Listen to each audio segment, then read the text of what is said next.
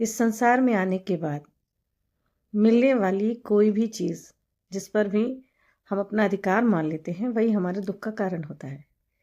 क्योंकि जब हम अधिकार मान लेते हैं तब यदि वह चीज़ ना रहे तो हमें दुख होता है, क्योंकि हमें लगता है मेरी चीज़ थी, मुझसे वो दूर हो गई या मुझसे खो गई या मुझसे छीन ली गई।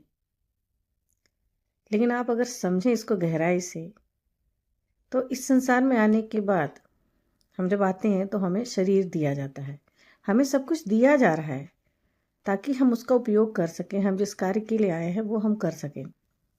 इसलिए हमें शरीर दिया जाता है कि संसार में रहने का जो एक माध्यम है कि हम शरीर के साथ रह सकते हैं। उसके बाद हम अपने जो हमारे कार्य हैं जो हमें दिए गए हैं, प्रकृति जो हमसे कराना चाहती है वो करा सकती है, तभी हम निमित्त बन सकते हैं। तो हमें शरीर मिलता है। अब हम शरीर को भी मान लेते कि मेरा, मतलब मेरा मेरा मेरा, मैं, तो फिर वो जब खोएगा तो हमें उससे तकलीफ होती है। इसीलिए मृत्यु के समय बहुत जो इस तरह नहीं समझते हैं सच्चाई जीवन की, जो इसके लिए प्रिपेयर नहीं रहते हैं, उनको कष्ट होता है शरीर को भी त्यागने में, बहुत ही कष्ट में हो जाते हैं। इसी तरह से जैसे जो हमें संबंध मिलते हैं वो भी हमें कुछ जीवन में समझ और सीख और अपने जो कर्मों का आदान प्रदान है उसको करके बैलेंस करने के लिए हमें मिलता है। लेकिन उनको भी हम एकदम मान लेते हैं कि हमारी प्रॉपर्टी है, इसलिए जब वो भी छूटता है तो भी हम कष्ट में आते हैं। इसी तरह से सब कुछ ही है जो भी। लेकिन अगर आप बहुत गहराई से समझें तो हमारा कुछ छूटता नहीं है, क्योंकि कोई चीज़ भी हमारा है नहीं, हमें सिर्फ दिया जाता है। तो हम यहाँ आने के बाद सब कुछ केवल प्राप्त करते हैं। तो जब प्राप्त ही कर रहे हैं तो हमें ईश्वर के लिए धन्यवाद करना चाहिए, हमें प्रकृति को धन्यवाद करना चाहिए, ना कि हमको उनको उलाहने देना चाहिए या उनको हम इल्ज़ाम लगाएं। लेकिन आप देखें कि क्योंकि हम अज्ञानतावश सब कुछ अपना मान लेते हैं, और जैसे ही ये होता है फिर जो जो कुछ भी छूटता है हम ईश्वर को कोसने लगते हैं, प्रकृति को कोसने लगते हैं, उनको उलाहने देने लगते हैं कि भगवान बहुत बुरे हैं, प्रकृति बहुत बुरी है, वो मेरे से सब छीन ले रही मेरा चीज़, इवन मतलब मेरी देह। जैसे होता है ना कि अब अगर आप मृत्यु के लिए भी तैयार नहीं है, मतलब आपको आप अज्ञानता में जी रहे हैं, तो शरीर छूटने के पश्चात भी लोग भटकते ही रहते हैं, उनको मुक्ति नहीं मिलती, क्योंकि उनका वो मोह रह जाता है। उनको लगता है ये शरीर भी मेरा है, मेरी प्रॉपर्टी है। इसी तरह वो हर चीज़ से बंधे रह जाते हैं। तो हमें अध्यात्म क्या सिखाता है कि आप ये इस सच्चाई को, इस ज्ञान को आप समझें, ये जो सच है इसको स्वीकारें। जब आप इसको स्वीकार लेंगे तभी आप भगवान के प्रति या प्रकृति के प्रति ना कृतज्ञ भाव से भर पाएंगे कि हमें केवल सब कुछ प्राप्त होता है, हम कुछ भी हम खोते हैं ही नहीं। क्योंकि खोएंगे क्या, जब कोई चीज़ हमारा है ही नहीं तो हम खोएंगे क्या। तो हम कुछ भी नहीं खोते हैं। जीवन में जो घटनाएं भी घटती हैं जिन्हें हम बुरा मानते हैं, अच्छा मानते हैं, उसमें भी हम केवल प्राप्त करते हैं। कहीं हम सीख प्राप्त करते हैं, कहीं हम सही समझ प्राप्त करते हैं, कहीं से हम ज्ञान प्राप्त करते हैं। केवल हम प्राप्त कर रहे हैं, कहीं से हमें आनंद मिल रहा है, कहीं से हमें खुशी मिल रही है। तो कुछ भी हम खो ही नहीं रहे हैं। खोएंगे तब जब कुछ हमारा होगा।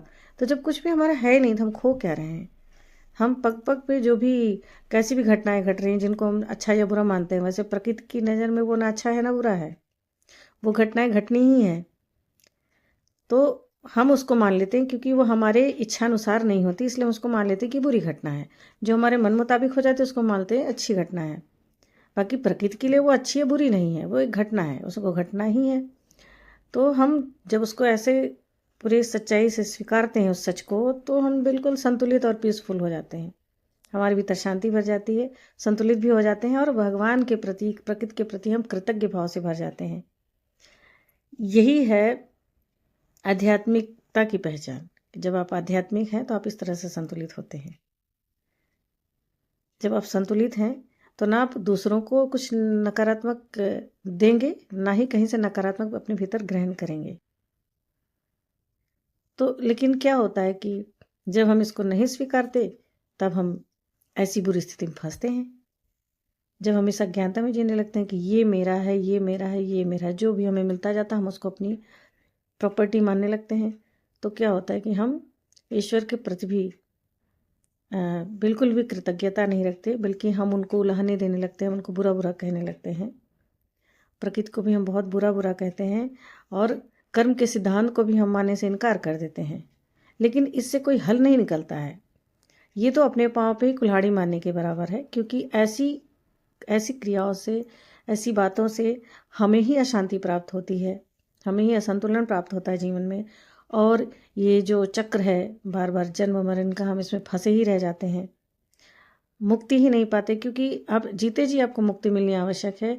जीते जी आप जब इस चीज़ को समझ लेते हैं, अच्छे से स्वीकार लेते हैं, तो आप भीतर से हर चीज़ से मुक्त हो जाते हैं और आपको संतुलन प्राप्त हो जाता है। ये ऐसा नहीं कि देह छूटने के बाद हमें मोक्ष प्राप्त होगा, देह छूट जाएगी तो हमें शांति मिल जाएगी, ऐसा कुछ नहीं होता है। हमें जब तक देह में हैं हम, तभी हमें इसको प्राप्त करना है। अगर तब हमने शांति हमें मिल गई, तब हमने ये संतुलन प्राप्त कर लिया, इस सच को स्वीकार लिया और हम कृतज्ञता भाव से भरे हैं ईश्वर के प्रति, तभी हमें मुक्ति है। यही सच्ची मुक्ति है।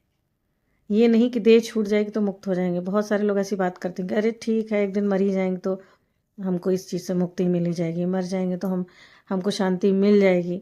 पर ये तो बहुत ही झूठा वाक्य है, सबसे झूठा वाक्य है। कि लोगों को लगता है कि शरीर अगर छूट गया तो हम शांति में आ जाएंगे, शरीर छूट गया तो हम मुक्त हो जाएंगे। आपको जीते जी ही इन सब चीज़ों से मुक्त होना पड़ेगा। आपको जीते जी चीज़ों को समझ के सत्य को स्वीकारना होगा, तभी आप, चाहे वो आप जीवित हों या आपका शरीर छूट जाए, आप हर स्थिति में आप संतुलित हैं, शांत हैं और सुंदर हैं।